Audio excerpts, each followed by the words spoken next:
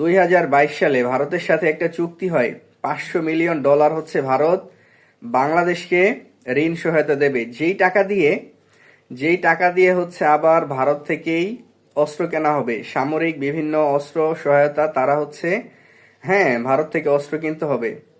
তো বিষয়টা দেখা গেল কি, ভারত বাংলাদেশ থেকে চাচ্ছে যে কুয়েত তেলে তারা কই ভাসবে। হ্যাঁ, মানে হচ্ছে তারা বাংলাদেশকে ঋণ দেবে, সেই ঋণের টাকা দিয়ে হচ্ছে আবার তাদের কাছ থেকে আবার অস্ত্র কিনতে হবে। বিষয়টা এটা পুরানো দিন, এগুলা তো ওই দিন এখন নাই, ওই সরকারও নাই।